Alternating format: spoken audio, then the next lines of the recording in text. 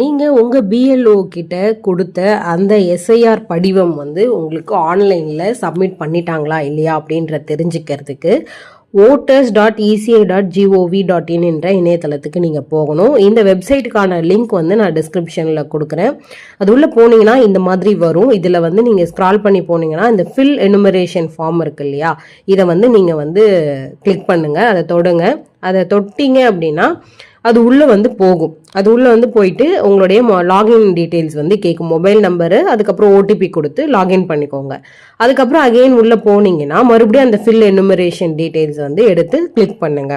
Fill enumeration form முன்னாடி கொடுத்தோம் இல்லையா, அதே வந்து இதில் கேட்கும். ஸ்க்ரால் பண்ணீங்க அப்படின்னா அது உள்ளே வந்து ஃபில் எனுமரேஷன் அப்படின்னு சொல்லிட்டு இந்த ஃபார்ம் அப்படின்னு அந்த கிரீன் கலர் டேப் வரும். அதை கிளிக் பண்ணீங்க அப்படின்னா நீங்கள் எந்த மாநிலமோ அதை கிளிக் பண்ணுங்கள், தமிழ்நாடு.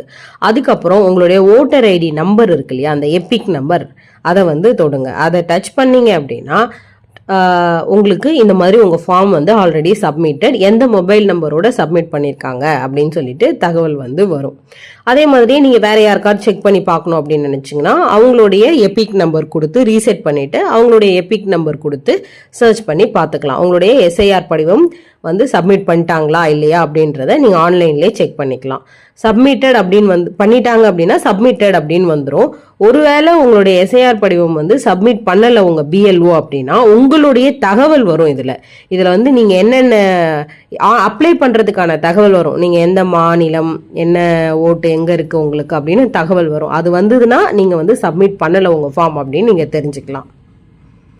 ஆன்லைனில் உங்களுடைய பழைய எஸ்ஐஆர் நம்பர் எப்படி எடுக்கணும் அப்படின்றத நாம் வந்து இந்த சேனலில் பெருசாக வந்து வீடியோ போட்டிருக்கோம். அந்த லிங்க் வந்து நான் டிஸ்கிரிப்ஷனில் கொடுக்குறேன். ஷார்ட் வீடியோவாகவும் அடுத்து வந்து நம்ம அப்லோட் பண்ணுறோம், நீங்கள் போய் பார்த்து தெரிஞ்சுக்கோங்க. ஸோ இதை பற்றின மேலும் வந்து குழப்பங்கள் வந்து உங்களுக்கு இருந்தது அப்படின்னா நீங்கள் வந்து உங்களுடைய பிஎல்ஓடைய நம்பர் எப்படி ஆன்லைனில் எடுக்கணும் அப்படின்றத கூட நம்ம அந்த வீடியோலேயே வந்து தெளிவாக சொல்லியிருப்போம். ஸோ போய் பார்த்துக்கோங்க. உங்களுக்கு இந்த வீடியோ வந்து பயனுள்ளதாக இருக்கும் நான் அப்படின்னு நம்புகிறேன். உங்களுக்கு வீடியோ பிடிச்சிருந்துச்சுன்னா, பயனுள்ளதாக நினச்சிங்க அப்படின்னா உங்களோட ஃப்ரெண்ட்ஸ் அண்ட் ஃபேமிலிஸ்க்கு ஷேர் பண்ணிவிடுங்க. நம்ம உழவர் சாரலை சப்ஸ்கிரைப் பண்ணிவிட்டு சப்போர்ட் பண்ணுங்கள். நன்றி, வணக்கம்.